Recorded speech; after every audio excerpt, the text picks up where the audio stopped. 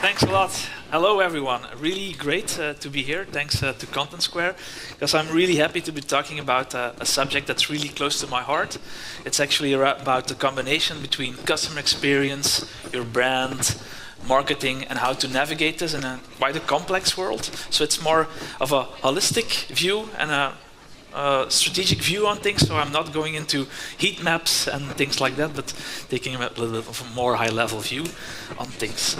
So just as an intro to myself and where I worked, so I've, like our previous speaker, I've worked for many, many years in finance. So I've worked for over 10 years at KBC, which is a Belgian bank, which is one of the four big ones over there, and it's really renowned for its digital transformation the past decade, and also known for having one of the best banking apps in the world, so beating the one of ING by far, to be honest.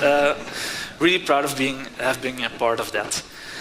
Today I work at Telenet, which is a Belgian telco provider, and for the people in Holland, it's part of Liberty Global Group, so it's Vodafone Ziggo or the counterparts here in Holland. Telenet is the #1 internet provider in Flanders. So we also have a second brand based on Footprint Belgium, which is more of a challenger brand. In our portfolio, we also have a lot of things around entertainment. So we have a streaming service, we have television channels, we own or co-own a digital sales house on advertising, and we also have really TV production houses, like, for instance, Woestijnvis. They make De Mol and The Slimste Mens that are also aired here in this country. Right. So, let's talk a bit about customer experience and why it is so hard. Because customer experience, it's everything we do. It's all the interactions we have with our customers. So it's a lot. It's in digital, of course, then it's more the UX world. And I think we are here with mostly digital people, but it's also in how we make products. It's in our retail, it's in our shops, it's in how we package things. It's in the delivery. When in an e-commerce world, how the goods come to your door. It's really much in your contact centers. So it's actually everywhere. And the problem with that is, of course, the bigger you are as a brand, or the more brands you have, or the more omnichannel you are, the more complex it gets. And all these little blocks, of course, they are interlinked with each other. They're not standalone. So yes, CX is really complex. And because we are at a CX event, I know we all care about it, yes? Everyone here really cares about customer experience. But of course, it also holds a big business value. So it's not just customer central, there is money in it, it's business as well. So, why is it important for business as well? If you look at brand equity, brand growth today, the brand equity growth consists out of 75% of experiences. So only 25% of a brand health is done by advertising and brand building today. So that's how important it is. The second number, I think it's even stronger. You only need one bad interaction with your brand for a customer to leave. So in 32% of cases, one bad interaction is just enough to have a customer leave your brand. So all the efforts you do in brand building, advertising, getting that customer in for the first time, one experience and he's gone. That's how important it is to have a good customer experience. You're all convinced, of course. However, if I look at reality, and these are all really recent numbers, customer experience is going down, and on the other hand, budgets in media are going up. So there's something wrong. If you look at the previous slide and the science on this one, and you see the numbers here, something is, you're doing something not really correctly. Just look at the numbers. The one on the left is a study from Forrester. It's actually on American for the American market. They have done the same thing for European banks, and since they actually started doing the study on CX scoring, they found out that last year we hit an all-time low. So we're getting worse in customer experience. There are also some nice numbers of Content Square as well. 40% of the sessions, and that's from the 25 benchmark, 40% of the sessions are still a frustrating experience for most of our customers. So that's a lot. Conversion is also going down, -6%. That's a lot. Happy to say that at Telenet that wasn't the case last year, but most of you are having heard from conversion rate going down. On the other hand, we're spending so much money, more and more each year, because it's a trend going up, media investments. Last year, +6% overall in Belgium. Here in the Netherlands, even more, +10%. And if you've got digital in the Netherlands, +14% last year. That's huge. That's really huge. And just to say two things on the media part, I'm not saying don't invest in media, because it's really important, and a part of my teams do actually digital advertising, so I'm not saying don't do advertising. It's really important, and I know there are a lot of UX and product people in the room. You should really read the books of people like Byron Sharp and Les Binet to understand why it's so important. So I'm not say kill your media, and I also understand why brands do this, because this is so much easier than getting your customer experience right. If you want to have short-term impact on sales without talking too much to the IT guys or talking too much to the people in the contact center, you just add media. It helps your short-term sales. But in the long run, is it the best thing to do? Probably not. Probably not. But it's hard. And I think a lot of us struggle with it. So, just looking into why are we failing in customer experience? And it's also from the Forrester study. And when I saw this, it was nothing new. It's the same struggle we are having for, I think, a decade, or at least longer. It's still inability to deliver seamless customer experience. We're still not, meeting the customer's needs, making simple, logical products. We're still not there. Digital experience, underwhelming. We are not making pretty things in digital. The conversion numbers and the frustration score, I think, really underlines that. And the last point is, of course, cost-cutting, misaligned priorities. Certainly in big companies, there's so much to do, so short time to go to the market, and then and everyone will know this word, we make an MVP. We go live with an MVP, and then it stays MVP for the rest of the life of the MVP, And again, I understand it. It's hard and it's complex. And in a moment, I will just iterate a bit on how at Telenet we try to manage this complexity a bit better. Right. Going one step further on digital, and I'll call it the elephant in the room, and I like that Bob of ING was also talking about it. One of the main drivers in bad customer experience in digital, according to Forrester, is chatbots, really bad chatbots. We've been doing it for years, mainly because we want to cut costs. That's why we do it, and they're horrible. And customers know, and now they see what the likes of ChatGPT and things can do, and they say, oh, businesses, you really suck at this. And they're really not happy with what we're doing with chatbots. And all this new technology is emerging, and we know we have to do it as well. So, just to give you one example, we had a user test a few weeks ago where we were just optimizing one of our sales flows, and we said, okay, let's also test the conversational flow.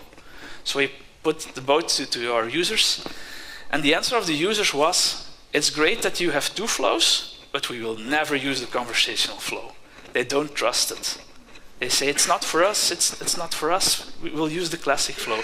So I think we are at a point where we will be designing multiple flows, classic flows and conversational flows, because we know it is coming, it will be the future, but we really have to make up for all the bad shit we have done in the past years with chatbots, and our customers really don't trust the things we are bringing to them. So we have a lot of work to do to get chatbots to where they want, and I think it's a threat that was mentioned in the speeches before here as well. We see it rising, we see it coming, but we have done so badly, so we have to make up for the years we have been screwing this up big time. All right, next one, and I'm coming closer to how we at Telenet manage or want to manage our customer experience. So, customer experience is hard because it's everything, and it raises another question. What is good experience? What is good enough experience? What is bad experience? It's also hard, to map that. Where do you want to be? And just to give some examples, I don't think you always need to be in the green zone. I don't think you always need to be super excellent. I think you need to be smart on that. And just one example, I have two examples. First one, because I'm also from a banking background, is take, for instance, private banking. Maybe in private banking, you don't need to have the best app in the world. You don't need it. You need to have the best relationship managers, private banking, human interactions. So it's one part that needs to be in the green. All the rest, can be a little bit less. Another example is from a Belgian retailer who actually, I think, really are well in mapping their experience and their brand. And they're called Colruyt. So for the people from the Netherlands, you will not really know them. But they're like a prize player, and they're there, I think, for more than 50 years.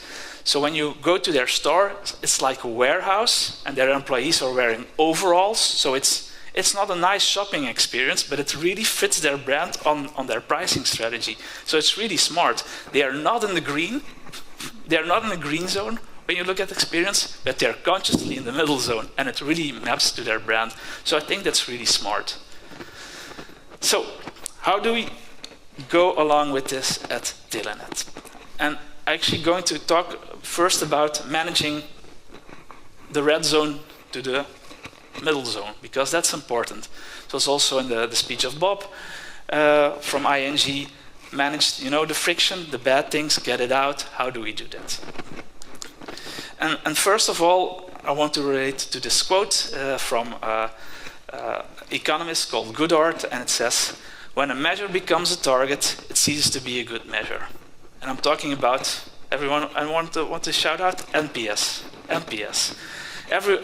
Probably anyone here, everyone in the room does track NPS, look at NPS, but I think it can be so much misguiding, so blinding. So at Telenet we have something called a friction finder. It's great that Bob was just before me. I can always correlate to him. We have a friction finder. It's made by our data team, and it looks at all the interactions we have with our customers. It's retail, it's contact center, it's digital. We look at where things are going wrong.